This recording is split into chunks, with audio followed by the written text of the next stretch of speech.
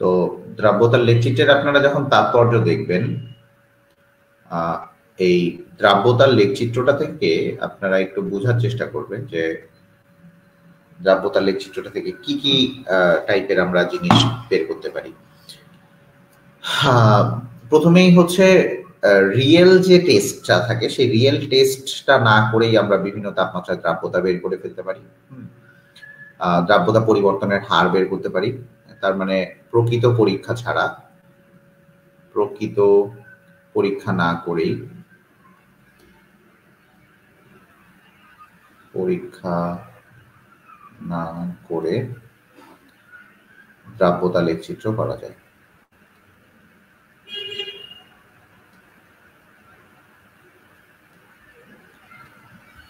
তো থেকে দ্রাব্যতা বের করা যায়।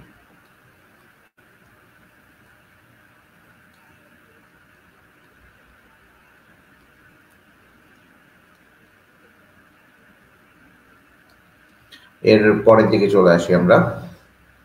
তাপমাত্রা বৃদ্ধির সাথে সাথে দ্রাব্যতার পরিবর্তন তুমি করতে পারবা, যে তাপমাত্রা যদি বাড়ে, তাপমাত্রা বৃদ্ধির সাথে সাথে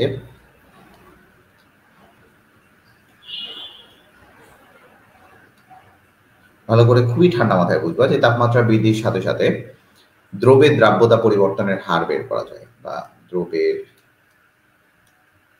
দ্রাব্যতা পরিবর্তন নির্ণয় করা যায়।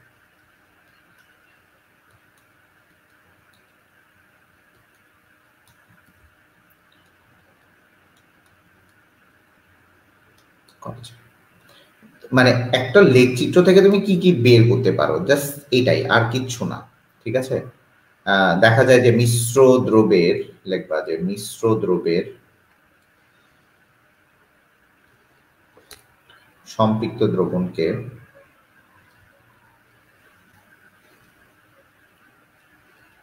বাষ্পীভূত বা শীতলীকরণ করার সময়, আজকে আমার মানে শরীরটা খারাপ দেখে আমি একটু করতেছি, মানে আগে ক্লাসটা নিচ্ছি, মানে মাথার ঠান্ডা লাগতেছে, এই সেই, মানে খুবই পেইনে আছি, বুঝতেছো তো। দেখো, মিশ্র দ্রবণের সম্পৃক্ত দ্রবণকে বাষ্পীভূত করে বা শীতলীকরণ করে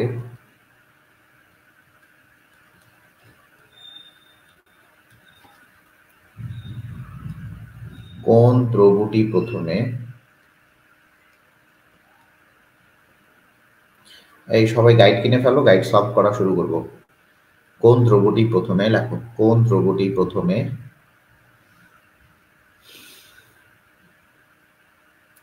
দ্রবণ থেকে পৃথক হয়ে আসবে।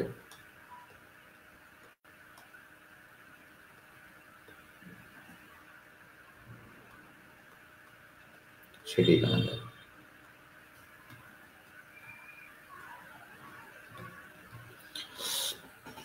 কথা মনে হয় বুঝতে পারছো, ঠিক আছে। এই যে কোনো একটা দ্রবণ দ্রবীভূত হচ্ছে, কোন একটা দ্রবণ দ্রবীভূত হচ্ছে, যে কোন একটা দ্রবণ পানিতে দ্রবীভূত হচ্ছে, ভালো করে বুঝবে এই জায়গাটা। কোন একটা দ্রবণ পানিতে দ্রবীভূত হচ্ছে, এই জিনিসটা আসলে কিভাবে তুমি বের করবা। আবারও বলতেছি, কোন একটা দ্রবণ পানিতে দ্রবীভূত হচ্ছে, এই জিনিসটা তুমি কিভাবে বের করবে, ঠিক আছে, এটা আমরা দেখব। এরপরে চলে আসে,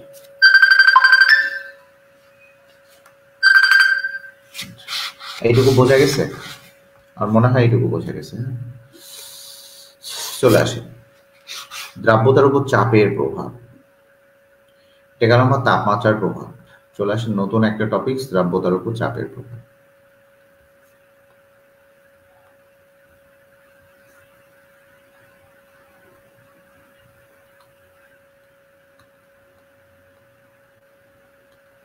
এটা দিয়ে কিন্তু ম্যাথ আসে প্রচুর।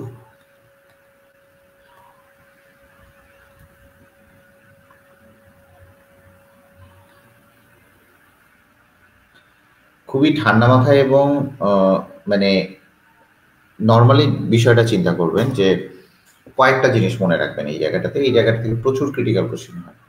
মনে রাখবেন, তরল দ্রাবকে, এখানে প্রথম শর্ত হচ্ছে তরল দ্রাবকে গ্যাসীয় দ্রব দ্রবীভূত হবে।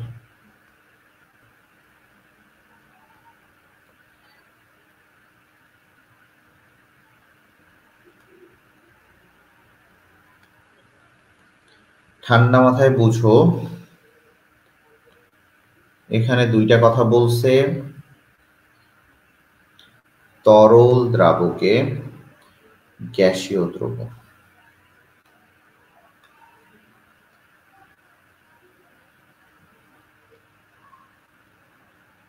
ঠান্ডা মাথায় বুঝবেন। তার মানে এই যে সূত্রটা, এই সূত্রটা মাস্ট বি দ্রব্যটা হতে হবে গ্যাসিয়াস।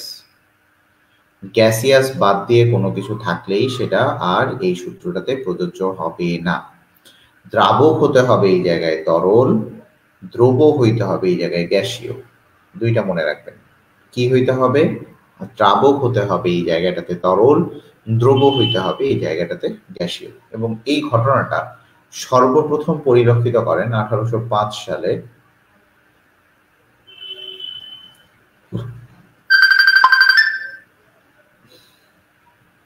দেখেন, এটা হচ্ছে সর্বপ্রথম যেটা হয়েছিল সেটা হয়েছিল 1805 সালে।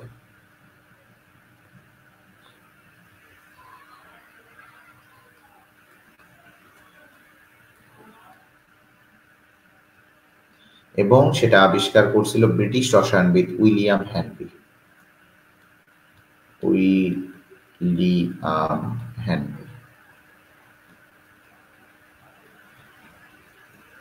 খুবই ঠান্ডা মাথায় বুঝবেন। আপনারা রয়্যাল গাইড কিনবেন, রয়্যাল গাইডটা কিনবেন না, ওরা আমাকে টাকা পয়সা দেয় না, এটা মনে করিয়েন না। রয়্যাল গাইডটা কিনবেন, রয়্যাল গাইডটা ইম্পর্টেন্ট, রয়্যাল গাইডটা আসলেই ভালো। ওয়ালাইকুম আসসালাম। তো 1805 সালে উইলিয়াম হেনরি হচ্ছে এই চাপের প্রভাবটা পরিলক্ষিত করেন। তো দেখা যায় যে এই জায়গার অপশনগুলা এরকম থাকে যে এই জায়গায় দ্রব্যটা, অপশনগুলা এরকম থাকে যে এই জায়গায় দ্রব্যটা তোমার সবগুলা দেখা যায় একটা সলিড, একটা লিকুইড, একটা গ্যাসিয়াস আর একটা অ্যাকুয়াস এরকম থাকতে পারে। মাস্ট বি এই জায়গাটাতে আর কিছুই মনে রাখার দরকার নেই। এই জায়গাটাতে মনে রাখবা এটা হচ্ছে একটা গ্যাসিয়াস হইতে হবে, এই জায়গাটাতে অবশ্যই এটা হইতে হবে হচ্ছে গ্যাসিয়াস। যদি গ্যাসিয়াস না হয়ে থাকে সেই ক্ষেত্রে এই জায়গাটা তোমার দ্রবীভূত হবে না। আমি আবারও বলি, যদি গ্যাসিয়াস না হয়ে থাকে তাহলে এই যে হেনরির যে সূত্রটা, সেই হেনরির সূত্রটা তোমার দ্রবীভূত হয় না। এখানে আরো একটা শর্ত জুড়ে দেয়া যায় যে এই জায়গাটাতে দেখা যাবে যে উচ্চ চাপ এবং নিম্ন তাপমাত্রায়, উচ্চ চাপ ও নিম্ন তাপমাত্রায়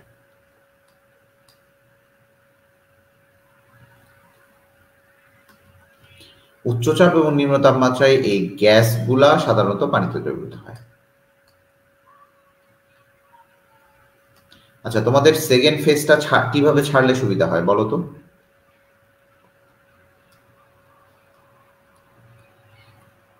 চ্যাপ্টার ওয়াইজ ছাড়বো না এই টাইপের কোনো একটা ইয়ে ছেড়ে দিব? তবে আমি জৈব যৌগটা আলাদা ছাড়বো, জৈব যৌগটা আলাদা ছাড়বো, জৈব যৌগটা পুরোটাই আলাদা ছাড়বো। যার যেরকম সমস্যা, যেহেতু তোমরা আমাদের ছিল, তোমাদের জন্য আমরা একটা ডিসকাউন্টের ব্যবস্থা করবো ইনশাআল্লাহ। তাহলে এই উচ্চ চাপ এবং নিম্ন তাপমাত্রায় পানিগুলো সর্বোচ্চ পরিমাণ, গ্যাসগুলো সর্বোচ্চ পরিমাণে পানিতে দ্রবীভূত হবে। আবারও বলি, এই গ্যাসগুলো পানিতে দ্রবীভূত হবে, পানিতে দ্রবীভূত হবে সর্বোচ্চ পরিমাণে। ঠিক আছে, পানিতে সর্বোচ্চ পরিমাণে দ্রবীভূত হবে। কোথায়? উচ্চচাপ এবং নিম্ন তাপমাত্রায়। ঠান্ডা মাথায় বুঝো, উচ্চচাপ এবং নিম্ন তাপমাত্রায়। কন্ডিশনটা কি সবাই একবার করে বলি? উচ্চচাপ এবং নিম্ন তাপমাত্রায়। কন্ডিশনটা সবাই একবার করে বলো, উচ্চচাপ এবং নিম্ন তাপমাত্রা। ঠিক আছে, ক্লিয়ার হয়েছে ব্যাপারটা?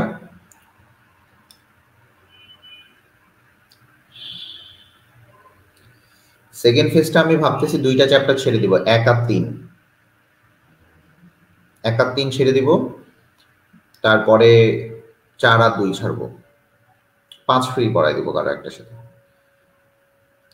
সেকেন্ড ফেজটা দেখি, আমি অপু ভাই নাই তো, অপু ভাইয়ের সাথে কথা বলে তাড়াতাড়ি ছাড়বো। আসলে ওই দেখা যায় যে আমাদের কোর্সগুলো একটু একটু হয় এক্সপেন্সিভ হয়, কারণ আমাদের আসলে আমরা যেরকম সার্ভিস দেই আসলে তুমি অন্য কোথাও পাবা না, এত আন্তরিকতা সব কোথাও পাবা না, বা এইভাবে তোমাকে আসলে লাইন ধরে ধরে কেউ পড়াবে না। ঠিক আছে, তাহলে বুঝবা যে পানিতে দ্রবীভূত হয় কখন, গ্যাসগুলা উচ্চচাপ। আচ্ছা আমি চেষ্টা করবো, হ্যাঁ তাড়াতাড়ি ছাড়ার চেষ্টা করব। আচ্ছা চলে আসি। তো এই হেনরির দ্রাব্যতা, হেনরি কি করছে, দ্রাব্যতা আর চাপের মধ্যে একটা সম্পর্ক আবিষ্কার করছে। হেনরি বাবাজি দ্রাব্যতা ও চাপের একটা সম্পর্ক আবিষ্কার করছে। এটাকে আমরা হেনরি সূত্র বলি। এটাকে কি বলি? হেনরি সূত্র। সে কি বলছে যে তোমার দ্রাব্যতা হচ্ছে চাপের সমানুপাতিক। দ্যাট মিনস চাপ বাড়লে, এটা অবশ্যই গ্যাসীয় বস্তুর দ্রাব্যতা, এই দ্রাব্যতাটা হচ্ছে অবশ্যই গ্যাসীয় বস্তুর দ্রাব্যতা হইতে হবে, গ্যাসীয় দ্রবের দ্রাব্যতা হইতে হবে। আর দ্রাব্যতা অবশ্যই হয় দ্রবের, ঠিক আছে? দ্রাব্যতাটা হয় কার? সবাই বলো দেখি, দ্রাব্যতাটা হয় কার? দ্রবের। আচ্ছা একটু পেয়ার রিভিউ নিব, এটা ভার্সিটি গুলোতে করা হয়। আনডাউটলি বলবেন ক্লাসে কোনো প্রবলেম হয় নাকি, ক্লাস বুঝতে বা কোনো কিছুতে প্রবলেম হয় নাকি, আনডাউটলি বলবেন। এখানে লজ্জা পাওয়ার কিছু নাই বা ইয়ে করার কিছু নাই, নিজেরাই বলবেন যে ক্লাসে কোনো প্রবলেম হচ্ছে নাকি।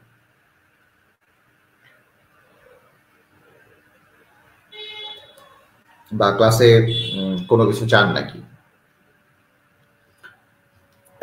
সবাই একটা করে কমেন্ট করে যাবেন, হ্যাঁ যারা পরে ক্লাস করবেন তারাও কমেন্ট করে যাবেন, যারা যে পরে ক্লাস করতেছি ভাইয়া বা ইয়ে করতেছি যাই হোক। তো গ্যাসীয় বস্তুর দ্রাব্যতা তার চাপের সমানুপাতিক। তো এই জায়গা থেকে যেমন আবিদুর রহমান যে ছেলেটা, ও মনে হয় না এখানে মানে খুব একটা স্যাটিসফ্যাকশন বা ও ক্লাস করে না, ওর স্যাটিসফ্যাকশন নাই এখানে হয়তো বা সে হাইপ ক্রিয়েট করার কাছে ভর্তি হওয়াটা মনে হয় বেটার ছিল। ঠিক আছে, 2-3 জায়গায় ঘুরে আসে, তারপর মিডিয়ামে আসলে বুঝতে পারে যে আসলে মিডিয়াম কি সার্ভিসটা দেয়। তো এইটা হচ্ছে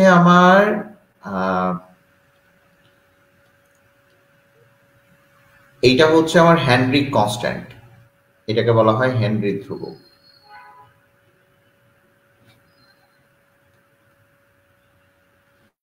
তাহলে চাপ যখন আমি সমানুপাতিক চিহ্নটা তুলে দিব তখন আমার আসবে একটা সমানুপাতিক ধ্রুবক।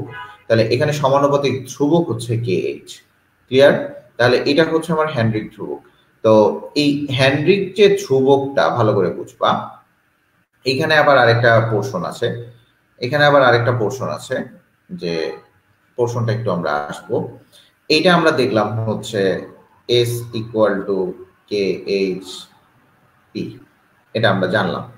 তো আবার দেখা যায় যে প্রকাশ যদি করি অন্যভাবে, যদি আমরা একটু প্রকাশ করি যে যদি কোনো নির্দিষ্ট তাপমাত্রায় দ্রবীভূত গ্যাসীয় দ্রবের মোল সংখ্যা বা মোল ভগ্নাংশ হয় xp এবং সাম্যাবস্থায় তাদের দ্রবীভূত আংশিক চাপ কি হয়, তাহলে হেনরিক সূত্র অনুসারে, মানে এটা আমি তোমাকে হয়তো বা বুঝাইতে পারি নাই। যদি এটা গেল আমার হেনরিক সূত্র, বাট যদি মোল ভগ্নাংশ দিয়ে কখনো চায়, যদি এখানে আমরা একটু পরের পেজেই চলে যাই, S is proportional to KHP, এটা গেল আমার হেনরিক সূত্র। বাট যদি কখনো মোল ভগ্নাংশ দিয়ে চায় তখন কি করবা?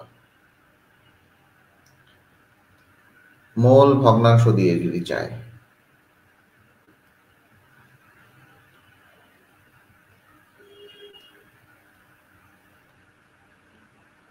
মোল ভগ্নাংশ দিয়ে যদি চায়, তাহলে দেখো যদি মোল ভগ্নাংশ দেয়া চায় এবং হেনরিক কনস্ট্যান্ট দেয়া থাকে, আবারও বলি মোল ভগ্নাংশ যদি দেয়া থাকে এবং আংশিক চাপ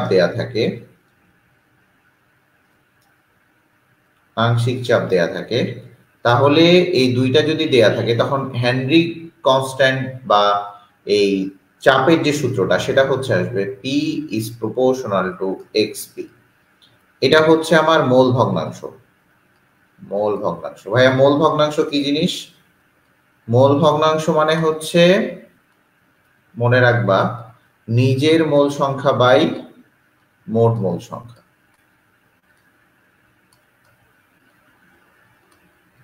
নিজের মোল সংখ্যা ডিভাইডেড বাই মোট মোল সংখ্যা।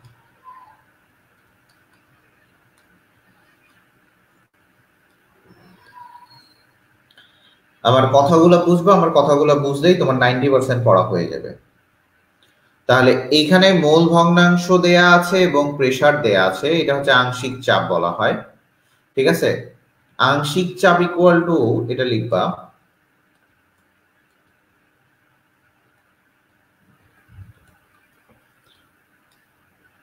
মোট চাপ ইন্টু হচ্ছে মোল ভগ্নাংশ।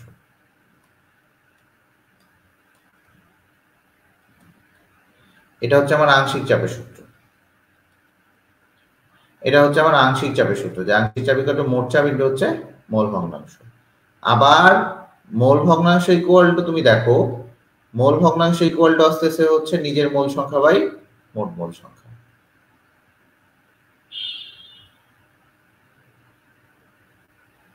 বুঝতে পারতেছো জিনিসটা?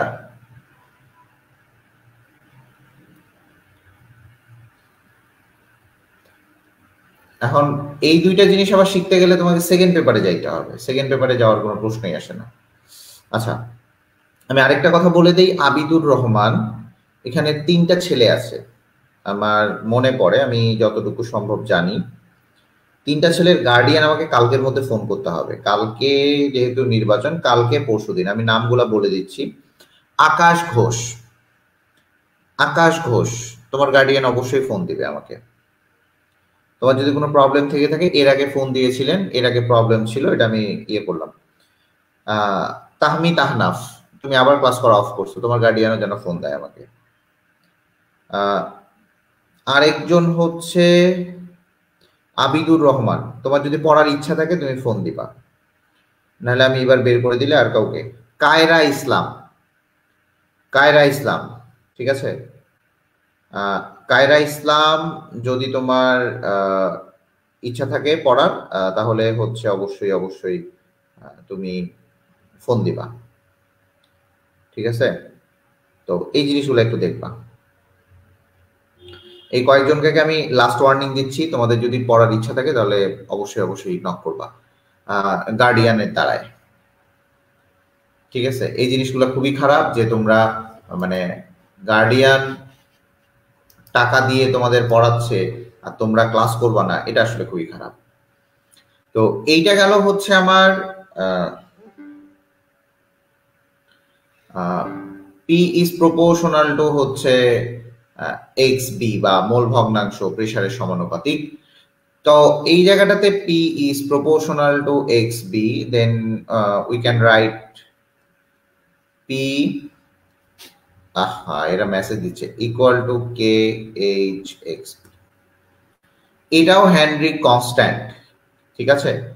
তাহলে এই কে এইচ এর যে মানটা, কে এইচ এর যে মানটা ভালো করে বুঝবেন, কে এইচ এর মানটা কিছু কিছু বিষয়ের উপর নির্ভর করে। কে এইচ এর মানটা কিছু কিছু বিষয়ের উপর নির্ভর করে, এবং সেই বিষয়গুলো হচ্ছে যে গ্যাসের প্রকৃতি,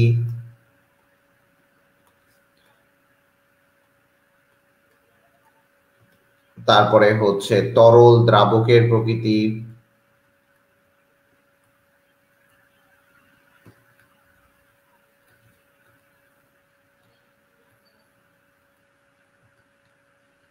তাপমাত্রা ও চাপ।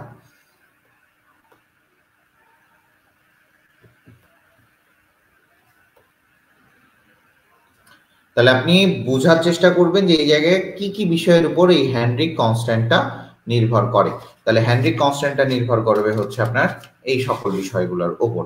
আচ্ছা, চলে আসি।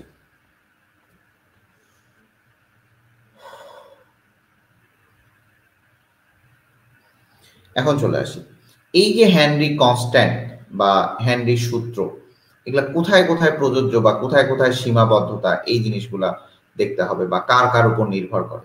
চলে আসি, হেনরি কনস্ট্যান্টের নির্ভরশীলতা বা হেনরি সূত্রের নির্ভরশীলতা। লেখেন হেনরি সূত্রের নির্ভরশীলতা। আচ্ছা, আজকে মনে হয় নেট অনেক জায়গায় নাই, আমার বাসায় ছিল না, কারণ কালকে নির্বাচন। ওই নির্বাচনে দেখা যায় যে আসলে নেট থাকে না অনেক সময়। নেটে এখন পর্যন্ত আমি পাচ্ছি, এটা আলহামদুলিল্লাহ।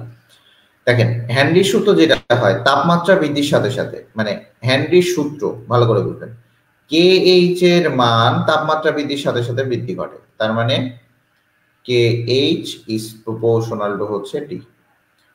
তাপমাত্রা বাড়লে কে এইচ এর মানটা বাড়ে, ঠিক আছে? তাপমাত্রা বাড়লে কে এইচ এর মানটা বাড়ে। এই কে এইচ আবার নির্ভর করে দ্রাবকের উপর, ভালো করে বুঝবেন। এর নির্ভর করে হচ্ছে দ্রাবকের উপর। এগুলা কিন্তু বইয়ে পাবেন না, আবারও বললাম এগুলা বইয়ে আপনারা পাবেন না ঠিক মতো। এটা হচ্ছে কে এইচ এর মানটা দ্রাবকের উপর বাড়বে। কোন একটা গ্যাসের ক্ষেত্রে, যেহেতু এটা গ্যাসের ক্ষেত্রে, কোন একটা গ্যাসের কে এইচ এর মান বাড়লে, এগুলা কিন্তু অবশ্যই গ্যাসিয়াসের ক্ষেত্রে, গ্যাসিয়াসের ক্ষেত্রে এটা মনে রাখবেন, এটা অবশ্যই গ্যাসিয়াসের ক্ষেত্রে। লেখেন কে এইচ এর মান যদি বাড়ে তাহলে দ্রাব্যতা কমবে।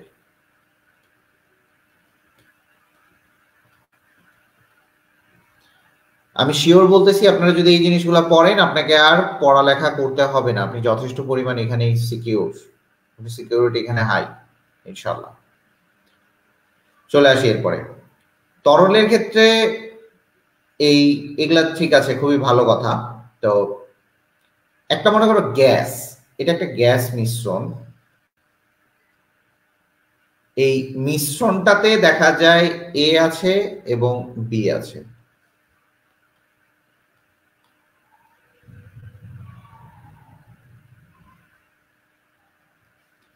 এ আছে এবং বি আছে। এই হেনরির সূত্রটা এ গ্যাসের ক্ষেত্রে যতটা অ্যাপ্লিকেবল হবে, হেনরির সূত্রটা বি গ্যাসের ক্ষেত্রেও ঠিক ততটা অ্যাপ্লিকেবল হবে। তাহলে এ এবং বি দুইটা গ্যাসের ক্ষেত্রে এই দুই গ্যাসেই হেনরির সূত্র প্রযোজ্য।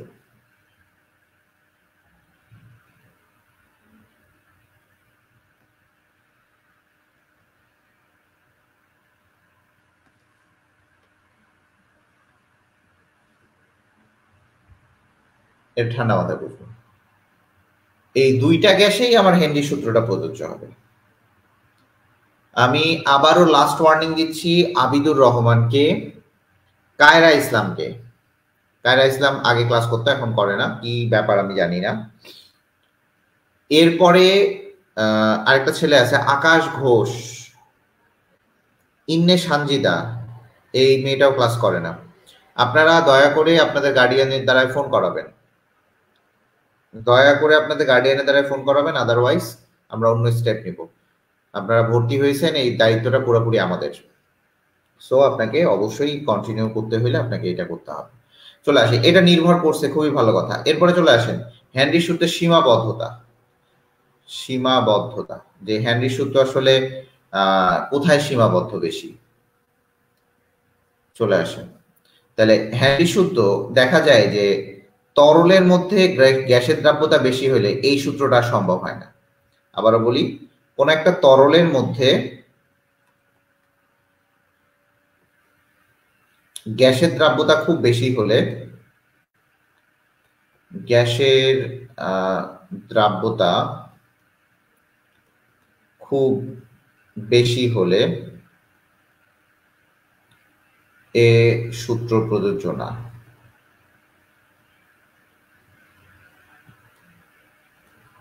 যেমন পানিতে HCl, যদি এরকম বলে যে পানিতে HCl, ভালো করে বুঝবেন, পানিতে যদি HCl গ্যাস দ্রবীভূত হয়, এটা হবে না, এখানে প্রযোজ্য না, এখানে প্রযোজ্য না, হেনরির সূত্র এই জায়গায় প্রযোজ্য না।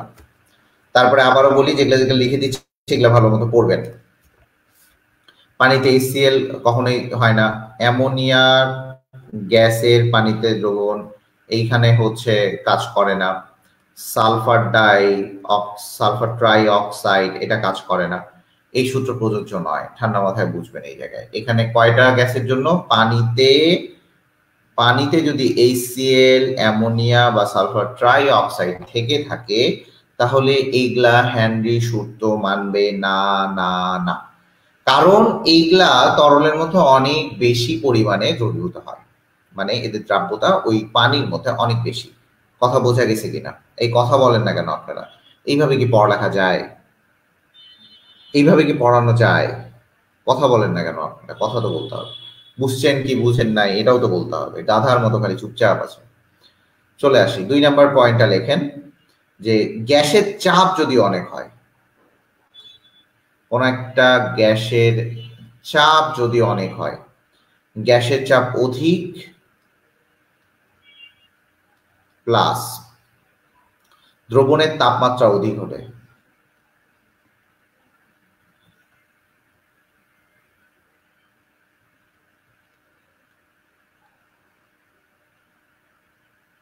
এই সূত্র প্রযোজ্য হবে না। যদি বলেন যে ভাইয়া কেন, দেখান, দেখেন আমি আপনাকে অলরেডি এই পয়েন্টটার কথাই বলছিলাম যে দ্রবণের তাপমাত্রা অধিক হলে।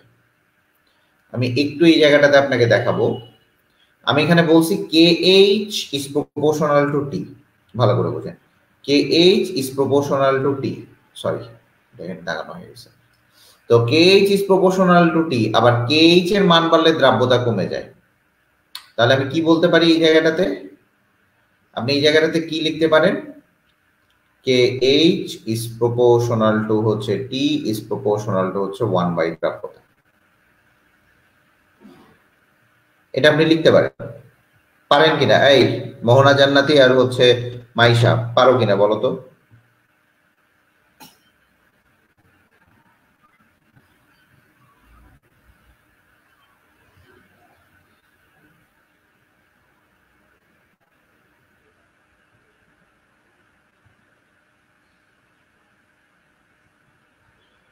পারো কিনা তাড়াতাড়ি বলো।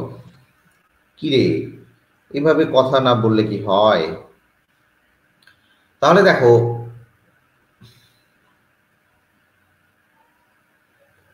পড়ানোটাই বেকার তোমাদের আমার।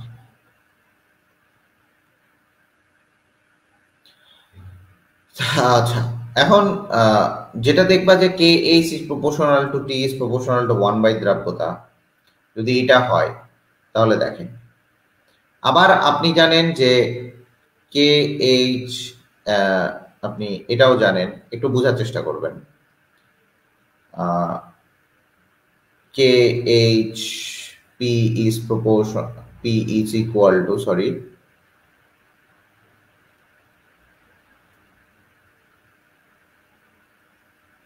P is equal to KHX। তাহলে এই জায়গাটাতে একটু বোঝার চেষ্টা করেন, P এর সাথে এর ব্যস্তানুপাতিক সম্পর্ক। তার মানে আমি যদি এটার সাথে সম্পর্ক করতে চাই, বোঝার চেষ্টা করেন, চাপ যদি অধিক হয় দ্রাব্যতা, তাহলে দেখা যায় যে KH-টা, চাপটা বেড়ে যাচ্ছে, KH-টা কি হয়ে যাচ্ছে, KH-টা কমে যাচ্ছে, ভালো করে বুঝবেন। তাহলে চাপের সাথে KH এর একটা হচ্ছে ব্যস্তানুপাতিক সম্পর্ক আছে, তার মানে দ্রাব্যতা কমে যাচ্ছে, ফলে এটা কোনোভাবেই কাজ করতেছে না। আমার কথাটা বুঝিয়ে, কোনোভাবেই কাজ করতেছে না। তার মানে গ্যাসের চাপ যদি অধিক হয়, গ্যাসের চাপটা যদি অনেক বেশি হয়, তাহলে এইটা দেখা যায় যে, একটু যদি আমরা এই জায়গায় লিখি, বড় করে দেই, এবং এটা যদি আমি প্রপোর্শনাল দিয়ে লিখি যে 1/P, তাহলে দেখেন KH যত বাড়বে দ্রাব্যতা তত কমবে, চাপও তত কমবে, বা চাপ যত বাড়বে KH তত কমবে। কমবে কিনা?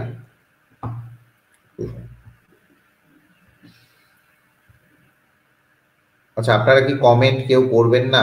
বুঝতে পারতেছেন কিনা? এগুলা কিন্তু নতুন টপিকস আপনাদের জন্য। আপনারা যদি না বুঝেন তো বলেন আমাকে যে ভাইয়া বুঝি না। কেন এরকম মানে আজাইরা ভাবে ইয়ে করতেছেন? এটা খুবই খারাপ, কিন্তু একটা টিচারকে আপনারা হ্যারাসমেন্ট করতেছেন প্রচন্ড।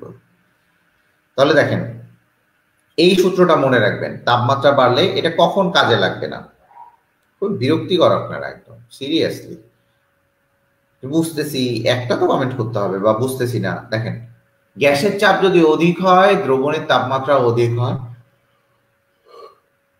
সরি, দ্রবণের তাপমাত্রা যদি অধিক হয়, গ্যাসের চাপও অধিক হয়, তাহলে দেখবেন যে আপনার এই হেনরির সূত্রটা কাজে লাগে না, কারণ এই সূত্রটা আপনি মনে রাখবেন।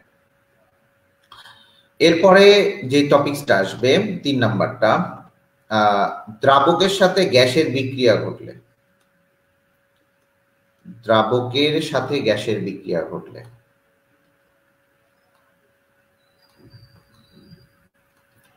আমি তো মেইনলি শরীরটা খারাপ প্লাস হচ্ছে ওই আপনার নেট থাকবে না, এই জন্য ভয়ে ভয়ে ক্লাসটা আগায় দিলাম। গ্যাসটি যেন কোনো দ্রাবকের মধ্যে এটা না হয়, ঠিক আছে, যাই হোক এটা পড়া লাগবে না। এখন দেখা যায় যে দ্রাবকের সাথে গ্যাসের বিক্রিয়া ঘটলে এই সূত্রটা প্রযোজ্য হয় না।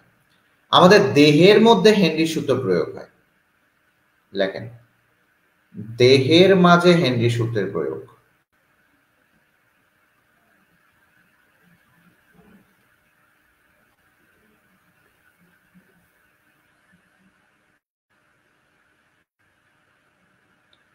দেহের মাঝে আপনার হেনরি সূত্র প্রয়োগ করেন, যে আমাদের দেহের মধ্যে কি হয়,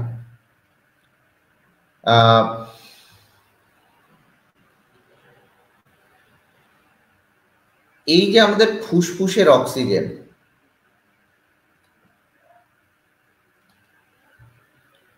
শ্বাস গ্রহণ, ভালো করে বুঝবেন,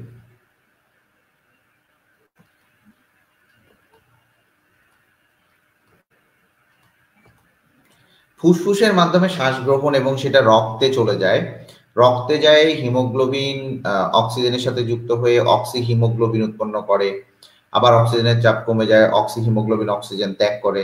এই যে ত্যাগ করা, অক্সিজেন ত্যাগ করা বিভিন্ন কাজে, এই ত্যাগ করা অক্সিজেন কোষে বিভিন্ন কাজে ব্যবহৃত হয়। এই যে অক্সিজেন গ্রহণ, ফুসফুসের মাধ্যমে শ্বাস গ্রহণ, বা শ্বাস গ্রহণ না বলে এই জায়গায় আপনি যদি লেখেন অক্সিজেন গ্রহণ, শ্বাস মানেই তো অক্সিজেনের সাথে অনেক কিছুই যায়, বাট অক্সিজেন গ্রহণ এবং বর্জন যেটাই করেন না কেন, এই যে ফুসফুসের মাধ্যমে যে অক্সিজেন গ্রহণ করতেছেন সেটাই হচ্ছে আমার হেনরি কনস্ট্যান্ট, সরি হেনরি সূত্র এখানে ব্যবহৃত হয়। আমি কি ক্লিয়ার করতে পারছি আপনাদেরকে? কে কে আছেন আপনারা? আমি কি ক্লিয়ার করতে পারছি ব্যাপারটা?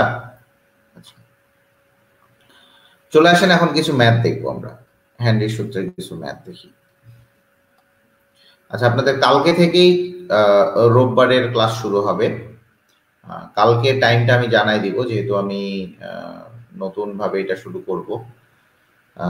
ফিফথ চ্যাপ্টারটা যেহেতু এখানে শুরু করা হবে, ফিফথ আর ফোর্থ পড়াবো আমি রবি মঙ্গল বৃহস্পতিতে। চলে আসেন, 20 ডিগ্রি সেলসিয়াস তাপমাত্রায় লিখেন,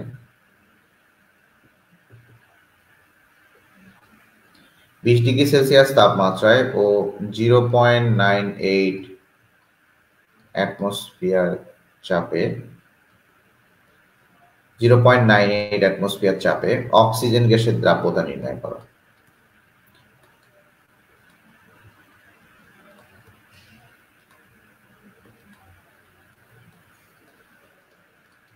অক্সিজেনের দ্রাব্যতা কত? এখানে বলা আছে 20 ডিগ্রি সেলসিয়াস তাপমাত্রায় হেনরি কনস্ট্যান্টের মান দেয়া আছে হচ্ছে 1.38 into 10 to the power -3 mole per ATM. আরেকটা জিনিস আমি এখানে দেখাই নাই, সেটা হচ্ছে যে হেনরি কনস্ট্যান্টের একক।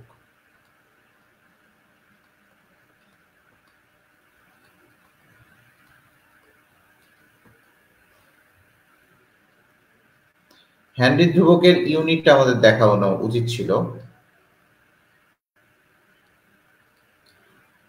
এখন দেখো, এই হেনরি ধ্রুবকের যে ইউনিটটা আপনি কি জানেন, যে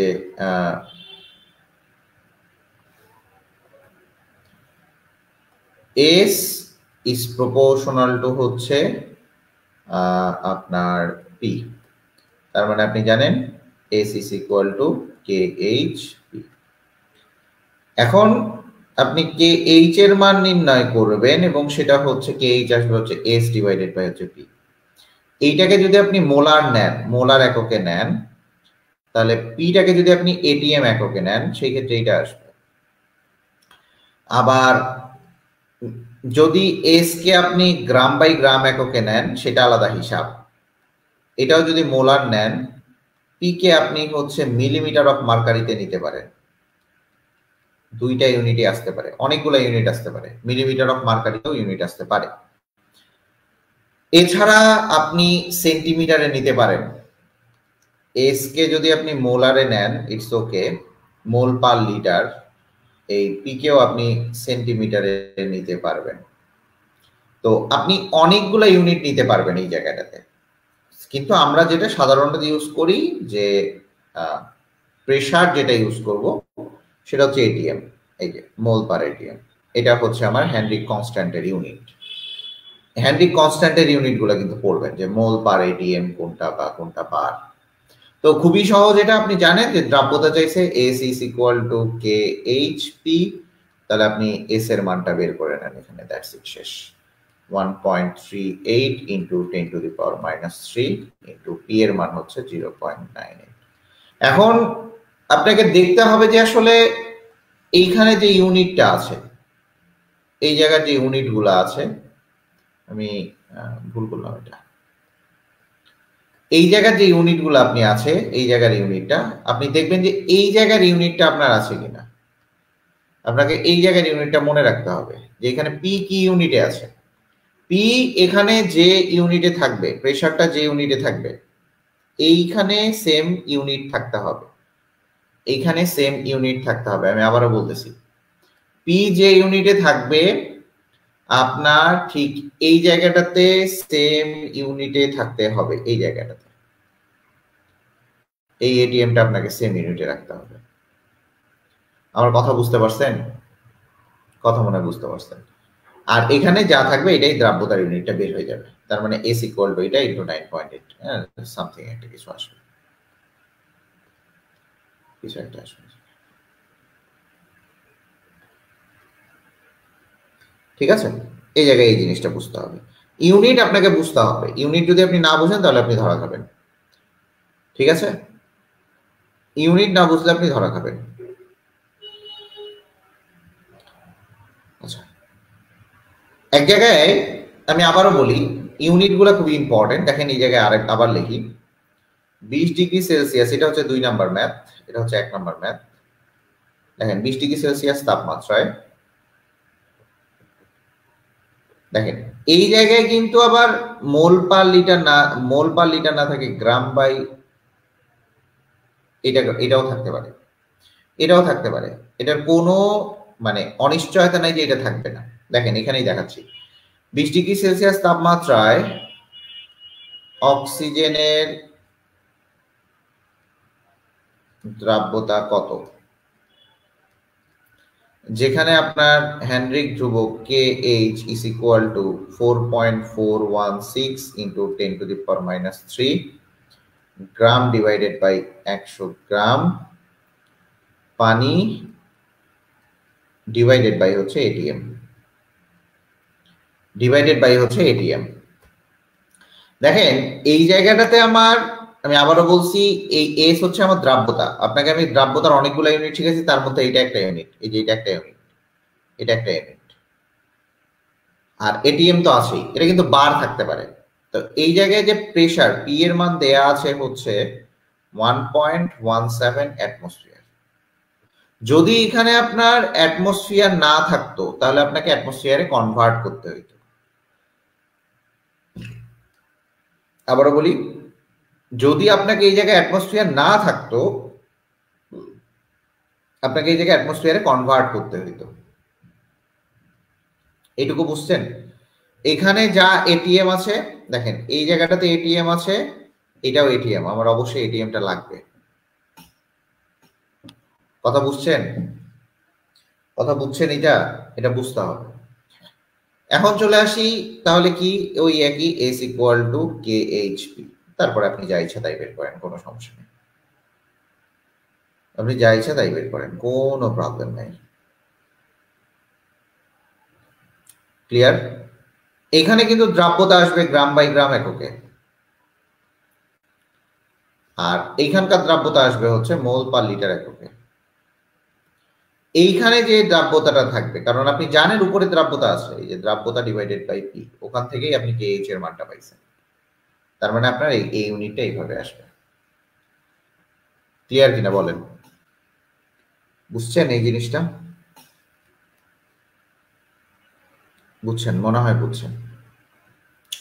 চলে আসি আরেক টাইপের ম্যাথ দেখাই, লাস্ট ম্যাথ। লেখেন বায়ুতে, এটা অবশ্যই ড্রাই, বায়ুতে নাইট্রোজেন ও অক্সিজেনের অনুপাত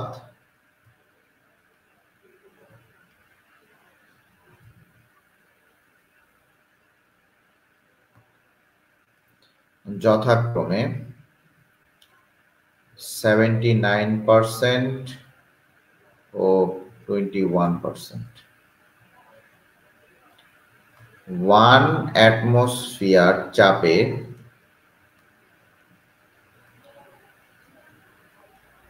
পানিতে নাইট্রোজেন ও অক্সিজেন দ্রবীভূত হওয়ার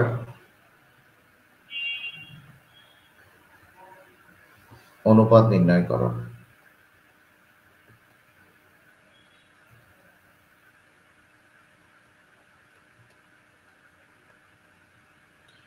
এখানে নাইট্রোজেনের ক্ষেত্রে হেনরিক কনস্ট্যান্ট একটা দেয়া আছে, অক্সিজেনের ক্ষেত্রে হেনরিক কনস্ট্যান্ট একটা দেয়া আছে।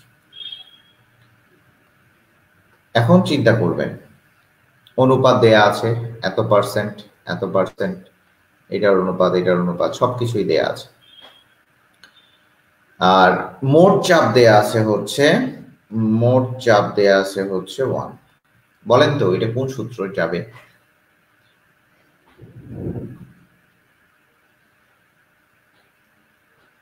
দেখেন এখানে আপনি নাইট্রোজেনের আংশিক চাপ বের করতে পারবেন।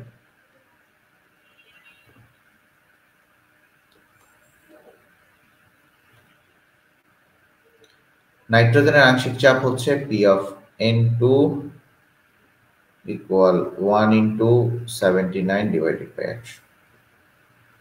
0.798। অক্সিজেনের আংশিক চাপ আপনি P of O2 equal to করবেন 1 into 21 divided by 100, 0.218। দেখেন আপনাকে এখানেই বলছি মোট চাপ ইন্টু মোল ভগ্নাংশ। মোল ভগ্নাংশ এটা কিভাবে বের করবেন আমি আপনাকে বলি। এই জায়গায় মোল ভগ্নাংশ দেয়া নেই কিন্তু আমার পার্সেন্ট দেয়া আছে, তার মানে 100 এর মধ্যে 79, মানে 100 এর মধ্যে তুমি 79 পাইছো, তার মানে টোটালটা তোমার হচ্ছে 100 আর 79 হচ্ছে তোমার। এটা হচ্ছে নিজের মোল সংখ্যা বাই মোট মোল সংখ্যা, নিজের মোল সংখ্যা বাই মোট মোল সংখ্যা সেম ভাবে। কিন্তু মোট চাপ তুমি জানো 1 অ্যাটমসফিয়ার, বায়ুমণ্ডলের মোট চাপ বা ভূপৃষ্ঠের মোট চাপ হচ্ছে 1 অ্যাটমসফিয়ার। তাহলে দেখা যায় যে হেনরির সূত্র যেটা আছে,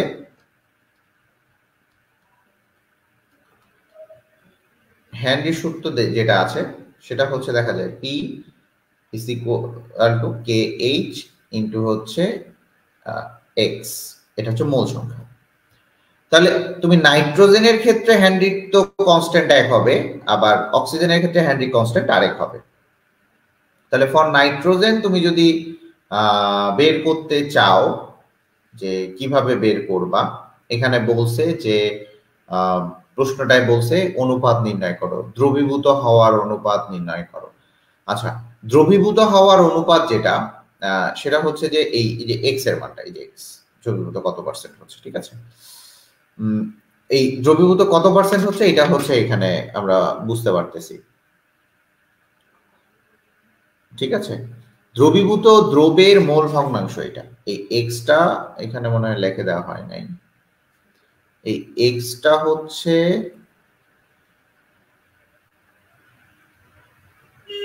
এই এক্স বিটা, এটা লিখে দিই আমি এখানে। দ্রবীভূত দ্রবের মোল ভগ্নাংশ,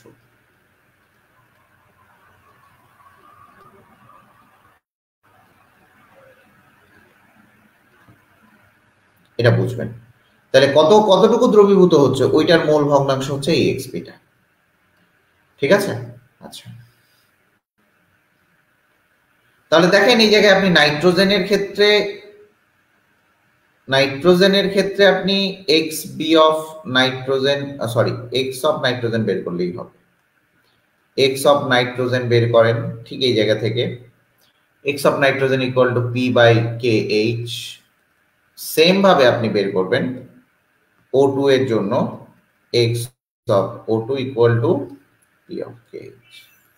এটা কিন্তু আমার যে হ্যান্ড্রিক কনস্ট্যান্ট, এটা অক্সিজেনের জন্য, এই হ্যান্ড্রিক কনস্ট্যান্টটা আমার নাইট্রোজেনের জন্য। তাহলে এখান থেকে দুইটাই বের হয়ে যাবে। আর অনুপাত কিভাবে বের করবেন? তাহলে নাইট্রোজেন এটা মনে করো আসছে হচ্ছে A, এটা আসছে B, তাহলে nitrogen is to oxygen is equal to A is to হচ্ছে B। কথা বুঝাইতে পারছি? A is to B। দেখেন আমি দুই টাইপেরই ম্যাথ করাই দিছি।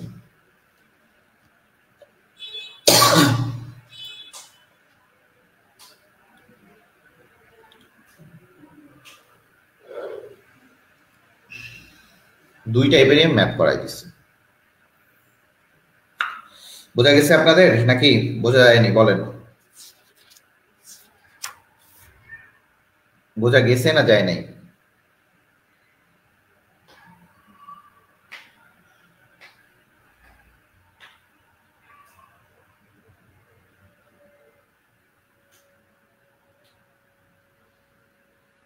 বোঝা গেছে? কালকে পড়বো আমরা দ্রাব্যতা গুণফল এবং আয়নিক গুণফল, এই দুইটা পড়লে আমাদের মোটামুটি শেষ।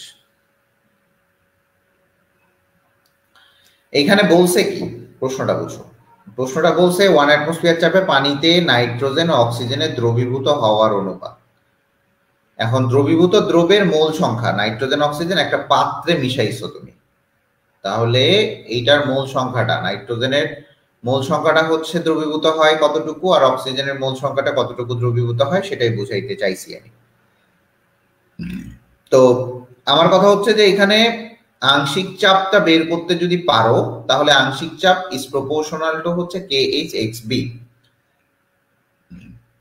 তাহলে দেখো এখানে এই যে নাইট্রোজেনের যে মানে মোল ভগ্নাংশ বা দ্রবীভূত হওয়ার মোল ভগ্নাংশ, দ্রবীভূত দ্রবকে নাইট্রোজেন, দ্রবীভূত দ্রব অক্সিজেন, তাহলে এখানে আংশিক চাপ আর হ্যান্ড্রিক কনস্ট্যান্ট দিয়ে তুমি যদি ভাগ করো, এর অ্যান্সার আসলো A, এর অ্যান্সার আসলো B।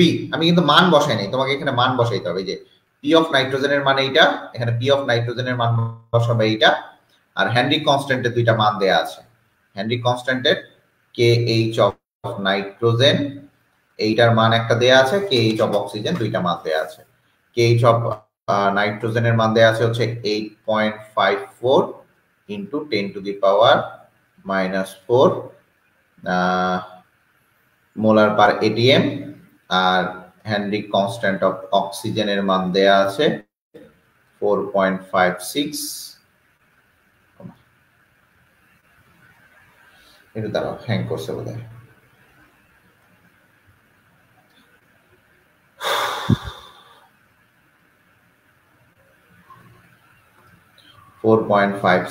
into 10 to the power 4 molar per ATM.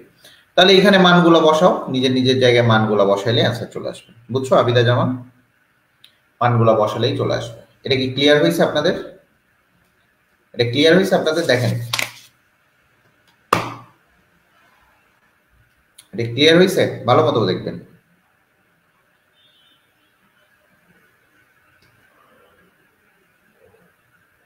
দুইজনই ক্লাস করছেন, আচ্ছা ঠিক আছে, এই পর্যন্তই থাকবে আপনাদের। কালকে একটা ইম্পর্টেন্ট ক্লাস হবে এইটারই উপর। আমি এই চ্যাপ্টারটা শেষ করে তারপর 5th চ্যাপ্টারটা ধরবো, নাহলে আপনারা আবার গোলায় ফেলবেন। এইটার উপর একটা স্পেশাল ক্লাস হবে কালকে, একটু থাকেন। হ্যাঁ, ইনশাল্লাহ দেখা হচ্ছে কালকে। কালকে অফ ডে, কালকে তোমাদের ক্লাস হবে হয়তো বা সকালের থেকে, আমি জানাই দিব।